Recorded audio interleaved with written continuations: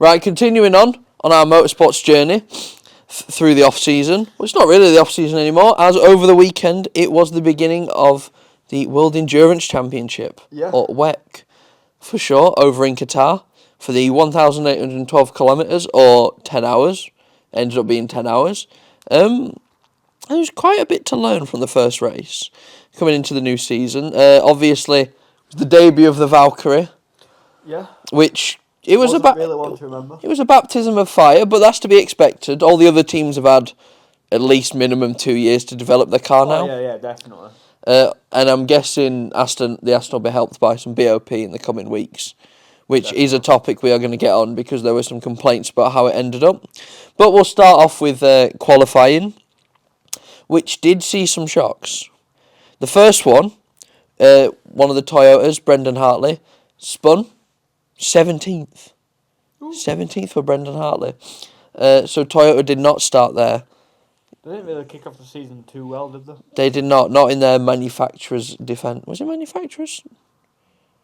In one of their title defences. The other one, the bigger shock to me, is both Porsche Penske cars did not make it into Hyperpole. Yeah, it was a Porsche-free Hyperpole, wasn't it? It wasn't Porsche. Was it Porsche-free? It was Porsche-free. Because look at that. Hertz Team Toyota have obviously moved over to the Cadillacs. Yeah. And Proton didn't make it through either. So yeah, Porsche-free Hyperpole. Considering they dominated endurance racing last year, winning pretty much everything that it wasn't called Le Mans. Pretty much. And one of the WEC titles because of the Toyota. Was a bit of a surprise, and they were pretty much nowhere this weekend. Yeah, they struggled. They did struggle. They were struggling. They're up there at times. They're up. They're at least one car in the top three a little bit. Yeah, but not for long. Not for long. I think the teams that did show the biggest improvement was BMW. Definitely. BMW looked pretty strong before.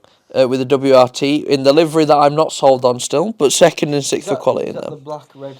They've got one Belgium liveried one and then one BMW colour liveried one. The colour changes. I do like the look of it. A livery change is fun, but I'm not sold on it. Yeah. But it's an iffy one. The other team that also had a good qualifying session is Hertz Team Toyota, running Cadillacs now, as opposed to Porsches last year. Did not go quite how they would hope to the race though. Definitely didn't. I don't think you could have really predicted that to have happened in the race, but... Yeah, but it was Ferrari on pole. Ferrari continuing how... Well, they kind of continue where they left off with a bit of a bounce. Well, this was finally Ferrari's day, because last season they should have probably won at Imola, and they didn't. Probably should have won at Spa, but they didn't. I'm trying to think, should they have won anywhere else? They had the pace to win at some other tracks, but... And they won Le Mans for the second year running. Yeah, but they could have won more. They could have and should have won more. But it was, Ferrari's day, 1, 2 and 3. Both factory cars and the AF Corsa car ended up on top. Yeah, it was the first Ferrari podium wipeout in WEC. In WEC, yeah, I'm not sure. It was the first one since the 70s, I believe. I think they brought that up as a stat. See... My WEC knowledge is improving slowly. It's all about learning. We're both learning. The two, whilst it was a long strategy race and there were good moments, to pick two of the bigger moments from the race, firstly, the Valkyrie, its door flew off. The door did quite literally take flight. Now, the Proton car had an issue similar to that at the 6 hours of Spa. However, that door could have got closed. Went too fast and ripped the door off. That door could not have been closed. The only retirement as well in hypercar was one of the Valkyries. Yeah. They did finish last and a few 20 laps down, but baptism of fire, like we said, it's all about building from here. They each have their own kind of individual issues. Yeah, and the other big moment, Cadillac had a 1-2 coming out at the end of one of the safety car periods. Yep. Until Alex Lynn ran into the back of Jenson Button. Like you do. Coming to a safety car restart. It's a bit of an odd one. Can't say I've seen that one before. He got brake checked a little bit.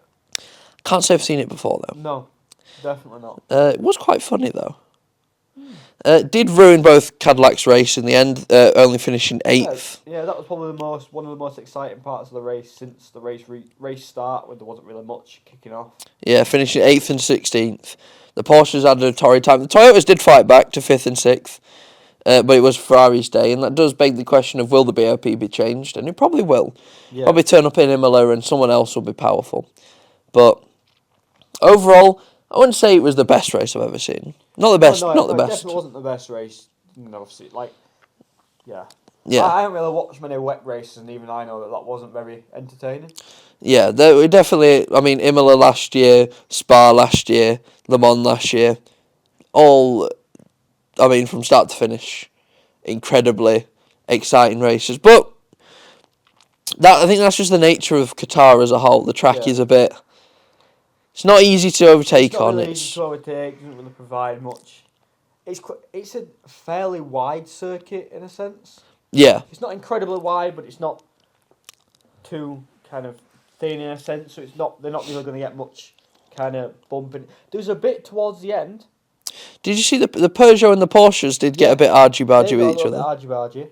And then there was, I think I'm thinking of the GT3 battle towards the end for the lead. Yeah. That was a bloody good battle between the Corvette and the McLaren. For second, I think, yeah. Second, that was it. Speaking of, Corvette did win, TF Sport. Did win. Ahead of United Autosport. It could have been for the lead, actually. United Autosport's McLaren. Yeah. And then the main takeaway is the Mustangs. Something about the Mustang is proven it was quick, but it has a tendency to catch fire. It ended last season in Bahrain with both of them setting on fire. They had one in testing, and then Bernard Sosa going down the front straight, another one set on fire. There's something fundamentally incorrect with those Mustangs at the moment. I'm definitely saying it's probably going to be the lack of the front grille bit, 'cause it just seems to be flat. But yeah, overall, I think rather short section on WEC this week. Yeah, not really much to talk about. Obviously, I'm trying to get into the series, so it's a little bit tough for me to kind of talk about. It's a bit like you last year with the BTCC. Yeah. I've gone away, done my research, done my homework. Research. I know to do my homework. And we've got the 6 hours of Imola up in a few weeks' time. Down the line, that will hopefully match up to last year's race, which was pure chaos. I can't really say, but I'm gonna take your word for it. It was chaotic. I'm usually right. Out of the two of us, you're probably the one who's right the majority of the time. Yeah. I'm just here to provide the humour. He doesn't do that as good as me. That most of the time, yeah, but that is it from the WEC section. Yeah.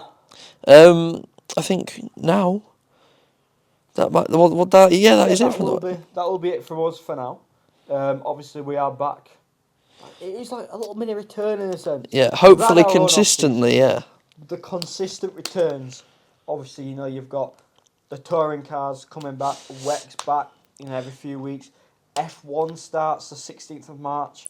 So, hopefully, every single season, somebody can just kind of light the match and it just go poof. Yeah. Hopefully, we hope to be at quite a few in-person events this year. Yeah, more so touring cars, because F1, we can't afford your budgets. Yeah. Unless you can sling some free tickets. I'd still rather get a touring car. Oh, yeah, of course. Yeah, still more interesting to go watch. Definitely. We do hope to bring some interviews, hopefully. Yeah, hopefully speak to quite a few different drivers, team members and everything this year. So if anyone is out there and wants to be spoken to by these two lovely mugs, give me a call. Cars, WEC, even F1. WEC and the co-founders. Now, you can't, God, see if I can remember it. You can go find us on @LH_Talk Spin Sport on Instagram and YouTube. Talk SNS. Talk SNS on X. Yeah. But mostly over on Instagram. Spin Sport on TikTok as well. We have hit some pretty good motion recently on the TikTok, despite being on his little off season. We've made some few gains over there.